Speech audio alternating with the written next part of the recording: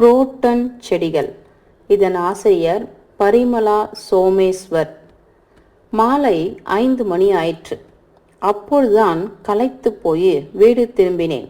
யூனிவர்சிட்டியிலிருந்து என்னை பார்த்த உடனே, டே சீனு, அக்கா வந்துட்டாடா, வேலைக்காரிய பாத்ரூம்ல வெந்நீரை விளவி வைக்க சொல்லு என்று கூக்குரலிட்டாள்.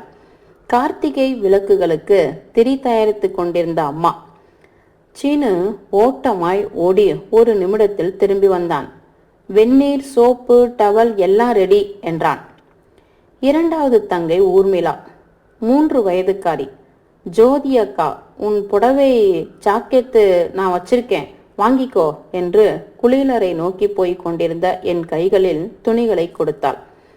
அவளுடைய கையிலிருந்து நழுவி தரையில் உராய்ந்த புடவையை பார்த்த அம்மா, ஏண்டி ராட்சசி முண்டம், உனக்கு எத்தனை தடவை சொல்றது, பெரியக்கா துணிகளை தொடக்கூடாதுன்னு, கீழே போட்டு இப்படி பரசினா துணி அழுக்காயிடாதா என்று கத்தினாள். ஊர்மிளா சோர்ந்து தலை கவிழ்ந்தாள். அவளிடம் இருந்து துணிகளை வாங்கி கொண்டு நான் குளியலறைக்குள் சென்றேன். நான் குளித்து முடித்து வந்தபோது டிஃபன் தட்டு வைத்து பக்கத்தில் குடிநீர் டம்ளர், ஒரு முகவை ஜாடி, காஃபி பிளாஸ்க் எல்லாவற்றையும் சாப்பாட்டு மேஜையில் தயார் செய்து வைத்திருந்தான் சீனு. சீனு மல்டிபர்பஸ் 12வது வகுப்பு இங்கிலீஷ் மீடியத்தில் படித்து கொண்டிருக்கிறான். சாதாரணமா அந்த வயதுள்ள பையனங்கள் இந்த மாதிரி வேலைகளை கட்டாயப்படுத்தினால் கூட வீட்டில் எவருக்கும் பணிந்து செய்ய மாட்டார்கள். ஆனால் சீனு தன் வயதுக்கு மீறிய அடக்கத்துடன் பணிபுரிகிறான் என்றால் அதற்கு எங்கள் வீட்டு சூழ்நிலையின் மகிமையே காரணம். அந்த வகையான சூழ்நிலைக்கு நானே மையப்புள்ளி என்றறியும் போது விரக்தி கலந்த வேதனை என்னுள் எழுகிறது. என் அம்மா பெற்றெடுத்த செல்வங்களுள் நான் மூத்தவள். எனக்கடுத்தவள் விஜயா, பிஎஸ்சி படித்து கொண்டிருக்கிறாள். அதற்கடுத்து சீனு, கடைக்குட்டி ஊர்மிளா. தந்தை ஓய்வு பெற்ற தலைமை ஆசிரியர். நான் எம்ஏ பிஹெச்டி பல்கலைக்கழகத்தில் வரலாற்றுத்துறை ரீடராக பணியாற்றுகிறேன். என் வயது 34. தற்போதைக்கு எங்கள் குடும்பத்தை நான் தான் பாதுகாக்கிறேன். அதனால தான் வீட்டில் எல்லோரும் என்னை தேவதையாக கவனித்துக் கொள்கிறார்கள். அம்மா உள்பட எல்லோரும் எனக்கு மரியாதை செய்வதை கண்டு என்றும் போல் அன்றைக்கும் என்னுள் வெறுப்பு ஏற்பட்டது. எவரோ 1000 ஈட்டிகள் ஒரே நேரத்தில் என் நெஞ்சில் பாய்ச்சியது போல் வெலவெலத்து போனேன். அம்மா, நானும் உன் மகள்தான் அம்மா. இவர்களைப் போல் ஒரு காலத்தில் நானும் உன் மடியில் படுத்திருந்து உன் முன்றாணியை பிடித்து தெரிந்து கொண்டு உன்னிடம் வசவு வாங்கி கட்டி கொண்டவள் தானே. ஆகா, இன்றைக்கு என்னை இப்படி சிம்மாசனத்தில் உட்கார வைத்து கௌரவப்படுத்துவதெல்லாம் எதற்காக? யாரோ அயலாருக்கு செய்வது போல் எனக்கு எதற்கு இந்த மரியாதையெல்லாம்? எனக்கு தேவையானது எல்லாம் உன் பாசம்மா, உன் பாசம் என்று அம்மாவிடம் ஒரு தடவை சொல்லிவிட வேண்டும் போல் இருந்தது. ஆனால் எத்தனை முறை முயன்றாலும் துக்கத்தால் என் தொண்டை அடைத்து போய்விடுகிறது. என் கண்களில் நீர் துளித்து கட்டிவிடுகிறது. ஏதோ இனம் புரியாத இன்ஃபீரியாரிட்டி காம்ப்ளெக்ஸ் என்னை சூழ்ந்து கொள்கிறது. அந்த சமயங்களில் பலகாரம், காஃபி முடித்து கொண்டு இப்புறம் வந்தேன். அந்த வீட்டில் நான் தான் தனித்து விடப்பட்டவள். என்னிடம் எவரும் தம் போக்கில் பேச மாட்டார்கள். பொதுவாக அப்பாவுக்கு கூட என்னிடம் பயம்தான். இவ்வளவு வயதாகியும் எனக்கு கல்யாணம் செய்து வைக்கவில்லையே என்று. இனிமேலும் கூட செய்து வைக்க முடியுமா என்று. அப்படியே இதற்கும் பிறகாவது யாராவது வந்து கல்யாணம் செய்து கொள்வதாக அமைந்தாலும் அதற்கு பிறகு யார் இந்த வீட்டை பராமரிப்பது என்று அவருக்கு வேதனை. அத்துடன் அநியாயமாக தன் பெண்ணின் வாழ்க்கையை பாழ்படுத்தி விட்டதாக கில்ட்டி கான்சியஸ். அதனால் அவர் என் பக்கம் ஏறெடுத்து கூட பார்க்க வெட்கப்பட்டார். வழக்கம்போல் அப்பாவின் அறைக்குள் சென்று அவருடைய உடல்நலம் குறித்து விசாரித்தேன். அது என்ன வெந்தையோ, நான் அவருடைய அறைக்குள் நுழைந்த போதெல்லாம் அவருடைய கையில் ஒரு புத்தகமோ செய்தித்தாளோ தவறாமல் இருக்கும். அவருக்கு அவ்வளவாக படிக்கும் பழக்கம் கூட கிடையாதுதான். ஆனாலும் நான் ஒவ்வொரு நாளும் அவர் பக்கம் போகும் வேளையில தெரிந்து கொண்டு முகம் கொடுத்து என்னை பார்ப்பதின்றி தப்பித்து கொள்வதற்காக கையில் ஏதாவது ஒன்றை எடுத்துக்கொள்கிறார். அந்த விஷயம் எனக்கும் தெரியும், எனக்கு தெரியும் என்று அவருக்கும் தெரியும். அதனால்தான் வெறுப்பு கலந்த அந்த நாடக காட்சியை விரைவில் முடித்துவிட்டு விசாரித்து முடித்துவிட்டு வெளியே வந்தேன். அதன் பிறகு தோட்டத்திற்கு சென்றேன். என்னிடம் இந்த வீட்டில் சிநேகபூர்வமாக பேசுவதை இந்த பூச்செடிகள் மட்டும்தான். தோட்டத்தில் இருந்த ஒரு சிறிய கல்திண்டின் மீது அமர்ந்தேன். என் எதிரில் இருபுறமும் இதழ் விரிந்த வகை வகையான பூக்கள், நடுவில் குறுகிய பாதை. அந்த பாதையின் இருபுறத்தும் குரோட்டான் செடிகள். அங்கு மட்டுமல்ல, எத்தனையோ பூந்தோட்டங்களில் மண் தொட்டிகளில் பல இனத்து குரோட்டான் செடிகள் பலவித வண்ணங்களில் இருக்கின்றன. இதழ் விரித்த மலர் செடிகளிடையே எவ்வளவு அழகாக தென்பட்டாலும் அந்த குரோட்டான் செடிகள் என்னவோ வெறிச்சோடிதான் கிடக்கின்றன. அந்த குரோட்டான் செடிகளை பார்க்கும்போது என்னுள் எதற்காகவோ ஒரு வகை பயம், இரக்கம் உருவாகின்றன. என் வாழ்க்கைக்கும் அவற்றிற்கும் ஏதோ குறிப்பறிந்து தொடர்பு இருப்பதாக எனக்கு தோன்றுகிறது. என்னுள் நான் தாங்க முடியாத ஏதோ ஒரு உணர்ச்சி அந்த குரோட்டான் செடிகளில் பிரதிபலிப்பதாக உணர்கிறேன். அப்படியே சூனிய மனதுடன் எவ்வளவு நேரம் உட்கார்ந்து விட்டேனோ. 10ஆம் நாள் சந்திரன் தென்னங்கீற்றுகளினுடைய மெல்ல தோட்டத்திற்குள் புகுந்தான். அந்த ஒளிர் கதிர்கள் மிருதுவாக என் கன்னத்தில் பட்டும் பரவசம் கொள்ளச் செய்தன. ஏதோ ஒரு விசித்திரமான உணர்ச்சி என் உடல் அணு ஒவ்வொன்றையும் கிளர்ந்தெழ செய்தது. பகலெல்லாம் பல்கலைக்கழகத்தில் மாணவ மாணவியர், துணை ஆசிரியர்கள் ஆகியோருடைய கழிவதனால் என் சொந்த பிரச்சனைகள், தீராத கோரிக்கைகள் அனைத்தையும் மறந்து விடுகிறேன். ஆனால் வீட்டிற்குள் வந்தால் இப்படி தனியே உட்கார்ந்தவுடன் ஏதோ சிந்தனைகள் என்னை சூழ்ந்து கொள்கின்றன. குளிர்ந்த மாலை வேளைகளில் தனிமையில் உட்கார்ந்து விட்டால் என் மனம் வசமிழந்து முறை மீறி விடுகிறது. என் உடம்பு ஏதோ இனிய அனுபவத்துக்காக ஏங்கி தவிக்கிறது. என்னுள் எழுந்த வேதனை என்னால் பொறுக்க இயலாத அளவுக்கு தீவிரமடைந்தவுடன் எழுந்து உள்ளே சென்றேன். என்னை நான் மறக்கும் முயற்சியில் சீனு விஜயா படிக்கும் அறைக்குள் நுழைந்தேன். விஜயா என்றாலே எனக்கு அந்தரங்கத்தில் காரணம் தெரியாத பயம். அவள் மகா அழுத்தக்காரி, தான் தோன்றி, தன் போக்குதான் அவளுக்கு. அந்த குணங்கள் என்னிடம் இல்லாததுனாலோ என்னவோ அவள் என்றாலே எனக்கு ஒரு வெறுப்பு. அத்துடன் அவளுக்கு தளதளக்கும் 20 வயது நிறை வாலிபம். கொடுத்தமைத்த அவளது உடலின் வளைவுகள், பால்ஏடு நிகர்ந்த அவளுடைய கன்னங்கள் என் மீது காரத்தை வாரி பூசி எரிச்சல் உண்டாக்கின. எப்படி பார்த்தாலும், எந்த கோணத்தில் நின்றிருந்தாலும், எந்த புடவையை கட்டி கொண்டிருந்தாலும் என் கண்ணுக்கு அவள் அழகாகத்தான் தோன்றினாள்.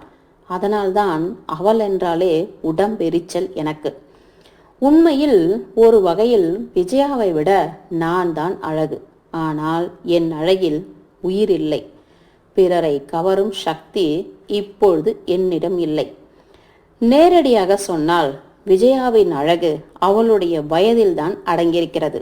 கனவு காணும் கண்கள், பூரித்த அவயங்கள், அனுபவங்கள், ஏதும் கண்டறியாத மருட்சி, அனுபவிக்க துடிக்கும் நெஞ்சின் இளமையை பறைச்சாற்றும் உருவம். அது ஒரு வியப்பால் நிறைந்த பருவம். ஒரு நாளில் நானும் அத்தகைய பருவத்தில் இருந்தவள்தானே. ஆனால் என்னுடையதை போல் விஜயாவின் வாழ்க்கை பாழ்படாது. பிஎஸ்சி தேறியவுடன் அவளுக்கு திருமணம் செய்து முடித்துவிட வேண்டும் என்கிறார் அப்பா.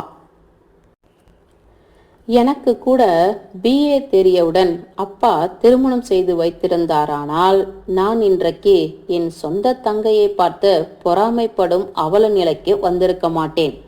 பிஏ முடித்ததும் எம்ஏ படிக்க வேண்டும் என்றேன். முதல் குழந்தை என்று செல்லம் கொடுத்து என் போக்கில் விட்டுவிட்டார் அப்பா. அதற்கு பிறகு பிஹெச்டி வாங்க வேண்டும் என்று அடம்பிடித்தேன்.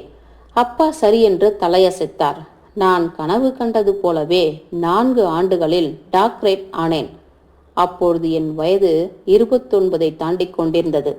அப்பா முயன்று சம்பந்தங்களை தேடி அலைந்தும் எனக்கு திருமணமாகவில்லை. அந்த அலைச்சலிலே அப்பாவின் உடலும் உள்ளமும் நலிந்து போயின. மறுமுயற்சியாக என்னை வேலையில் சேர்த்து விட்டார். நாலாவட்டத்தில் எங்க வீட்டு விவகாரங்கள் எல்லாம் என் சம்பளத்தை அடிப்படையாக கொண்டே அமைந்தன. இரத்தத்தையும் மாமிசத்தையும் பகிர்ந்தளித்த பெற்றோர்களிடத்தில் கூட தன்னலம் உருவெடுத்தது. அந்த தன்னலத்தின் பின்னணியில் அமைந்த முறையீடுகளும் தவிர்க்கப்பட முடியாதவையாய் இருந்தன. எது என்னவானால் என்ன, இறுதியில் பலியானது என் வாழ்க்கைதான். நான் அறைக்குள் நுழைந்தபோது சீனு நாற்காலியில் அமர்ந்தபடி முனைப்புடன் படித்து கொண்டிருந்தான். குனிந்த தலை நிமராமல். சற்று உன்னிப்பாக கவனித்தால் எவரும் எளிதில் புரிந்து கொள்ளலாம் அது வெறும் ஏமாற்றுத்தனம் என்று. அவனுடைய கள்ளத்தனமெல்லாம் என் மதிப்பை சம்பாதித்து அதன் மூலமாக ஒரு 5 ரூபாய் சம்பாதித்து தன் நண்பர்களுடன் சவுடாலாக ஹோட்டலுக்கும் சினிமாவுக்கும் போக வேண்டும் என்பதற்காகத்தான். மாதத்திற்கு ஒரு முறை அவனுக்கு அந்த மாமூல் செலுத்துவது என் வழக்கம். முந்தா நாள்தான் முதல் தேதி. ஏண்டா சீனு, இங்கிலீஷ் பேப்பர் தந்துட்டாங்களா என்று கேட்டேன். தந்தாச்சுக்கா, 100க்கு 63 மார்க்கு, கர்வத்துடன் பதிலளித்தான். நான் எங்கே நம்ப மாட்டேனோ என்று மேஜை மீது தயாராக வைத்திருந்த விடைத்தாளை எடுத்து காண்பித்தான்.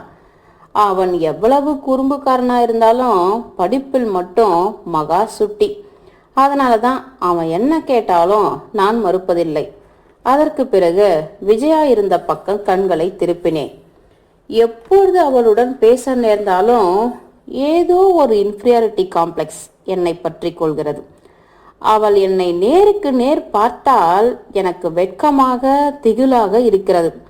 நிர்மலமான அவளுடைய கண்களை பார்க்கும்போது கருவளையம் சூழ்ந்த என் கண்கள் நினைவுக்கு வந்து வேதனை ஊட்டுகின்றன.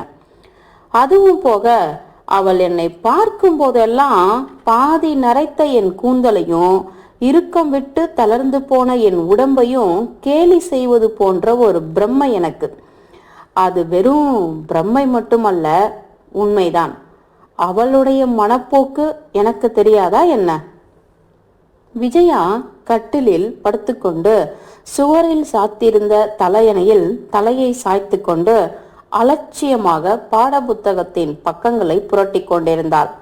நான் வந்திருப்பது தெரிந்தும் அதனால் தனக்கென்ன என்ற போக்கில் இருந்தது என்னை வேதனைப்படுத்தியது. ஆனாலும் அதை வெளிக்காட்டி கொள்ளாமல் தலை நிமிர்த்தி கம்பீரமாக அவளை கேட்டேன். உங்க பேப்பரெல்லாம் தந்துட்டாங்களா விஜயா? இன்னைக்கு பாட்டனி கெமிஸ்ட்ரி பேப்பர் தந்தாங்க. மார்க்கு எப்படி வாங்கியிருக்க? பாட்டனியில் 40%, கெமிஸ்ட்ரியில் 23%. ஏன் கெமிஸ்ட்ரியில் மார்க் குறைஞ்சது? பரீட்சைக்கு சரியாக படிக்கலைங்கிறது தெரிஞ்சுதான் இருக்கு. எதுக்கு படிக்கலன்னு தான் கேட்குறேன். சற்று உரத்த குரலில் கேட்டேன்.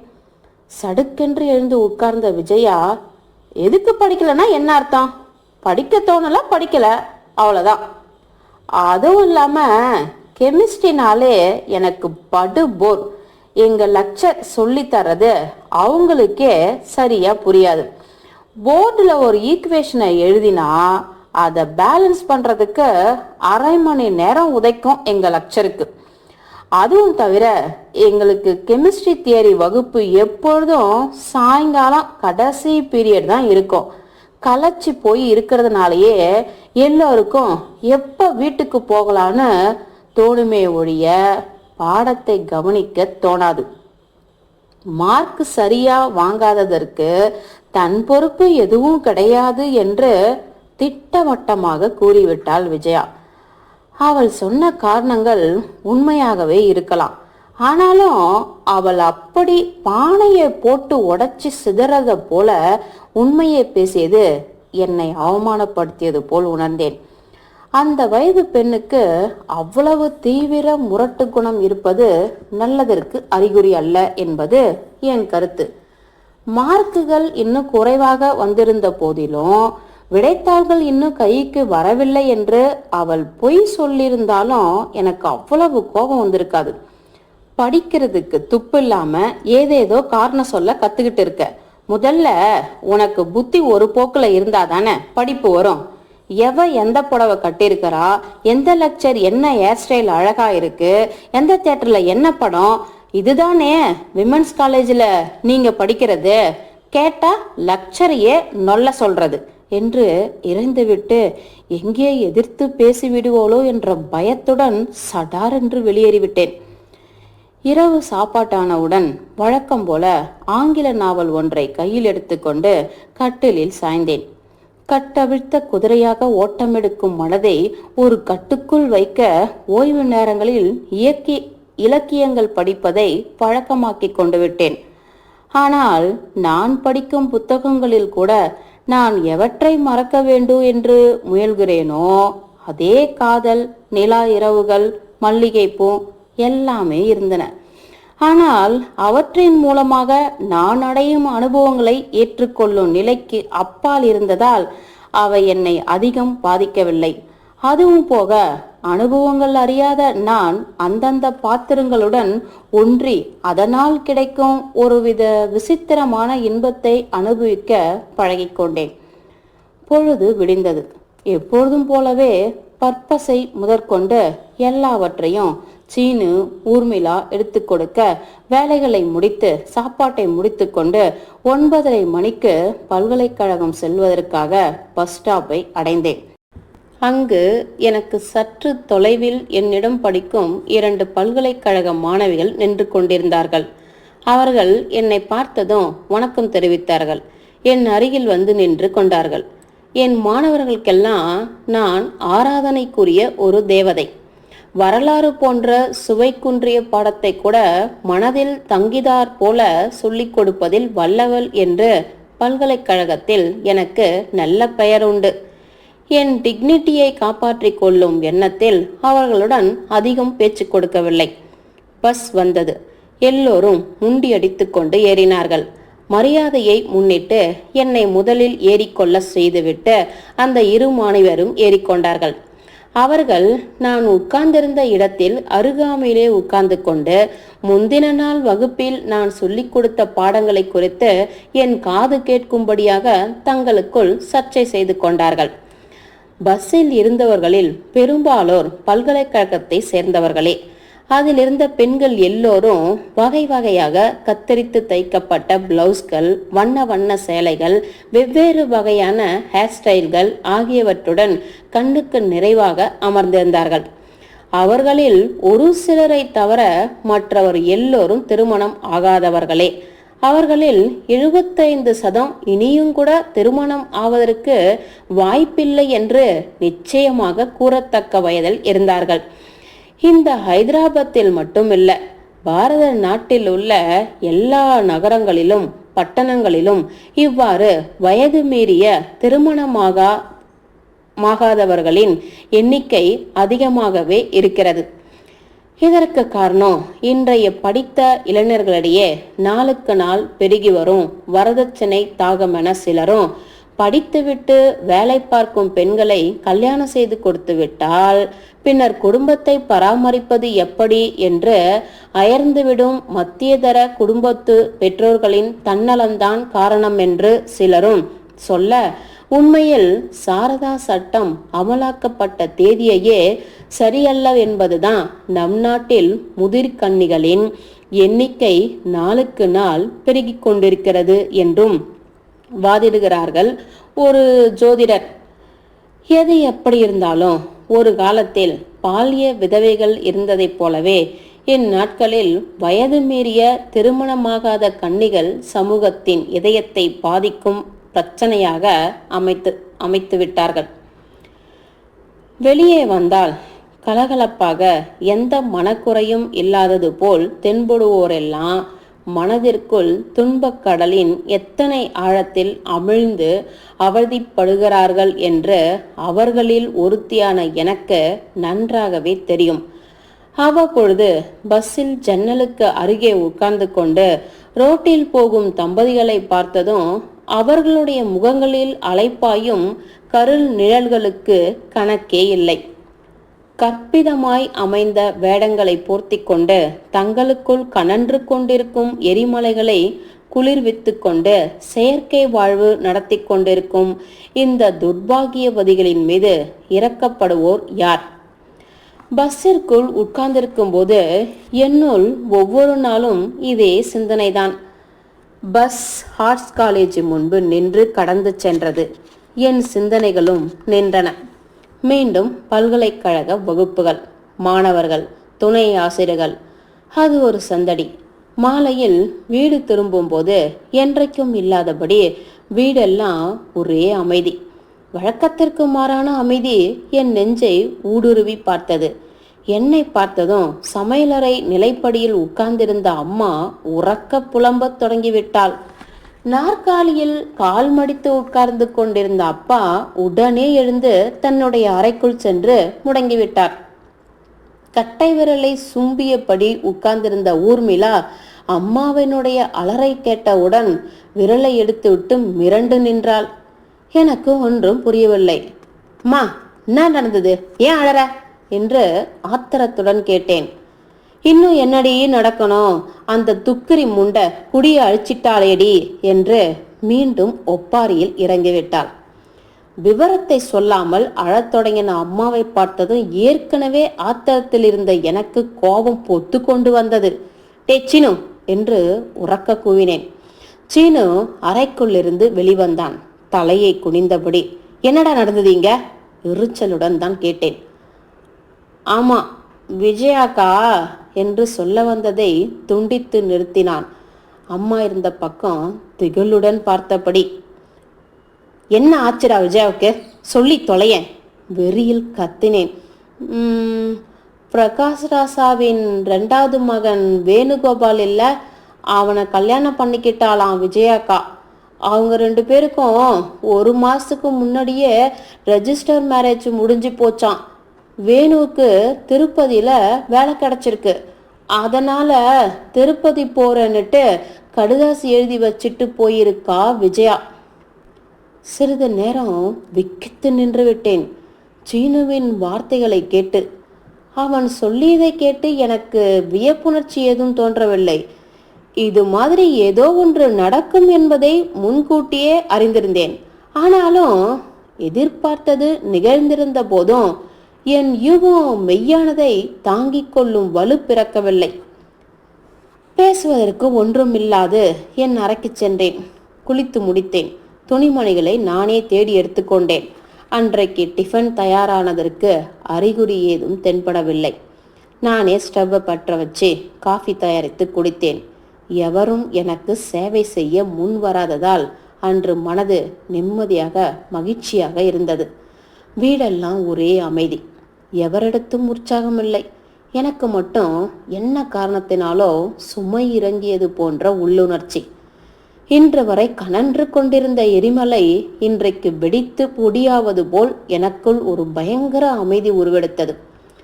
உறுத்து கொண்டு என் கண்ணில் தூசியாய் இருந்து வந்த விஜயாவை பார்த்து கொண்டிருக்கும் அவல நிலை இனிமேல் இல்லை. அதனால்தான் என்னில் ஒரு வகையான நிறைவு பிறந்தது. என் அறைக்குள் சென்றேன். பீரோவில் பதிந்திருந்த கண்ணாடி முன் நின்றேன். வழக்கம் போல் கண்ணாடியை பார்த்து எனக்கு என் பிரதிபிம்பம் எள்ளி நகையாடுவது போல் தோன்றியது. உன்னால் செய்ய முடியாததை நீ நிறைவேற்ற வேண்டுமென்று தீவிரப்பட்ட ஒரு வேலையை விஜயா செய்து முடித்துவிட்டாள். அதனாலேயே அவளுடைய வாழ்க்கை நிறைவை அடைந்துவிட்டது. உனக்குள் அந்த துடிப்பு, தைரியம், கெட்டிக்காரத்தனம் இல்லை. அதனால தான் நீ இப்படி மூலித்தனமாய் நிற்கிறாய். உன் வாழ்க்கையில இனி வசந்தம் இல்லை என்று கண்ணாடிக்குள்ளிருந்த ஜோதி எக்காலமிட்டது. என் பிரதிபிம்பத்தையே என்னால் பார்க்க முடியாது போயிற்று. அங்கிருந்து நழுவி தோட்டத்து பக்கம் சென்றேன். இந்த தடவை அப்பாவிடம் பேச்சு கொடுக்காமலேயே நேராக போய் கல்திண்டின் மீது உட்கார்ந்தேன். என் எதிரில் இரு புறங்களிலும் இதழ் விரித்த வகை வகையான பூக்கள், நடுவே குறுகிய நடைபாதை. அந்த பாதையின் இருபுறத்தும் குரோட்டான் செடிகள். வண்ண வண்ண இலைகளுடன் கூடிய அந்த குரோட்டான் செடிகளை பார்த்தபோது காலையில் பஸ்ஸில் பார்த்த பெண்கள் நினைவுக்கு வந்தார்கள்.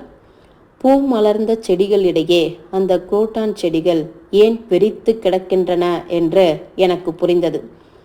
செடிக்கு எப்படி பூக்கள் காய்கள் அழகை தருகின்றனவோ அப்படித்தான் பெண்களுக்கு திருமணம், தாய்மை ஆகியவை அழகையும் நிறைவையும் தருகின்றன.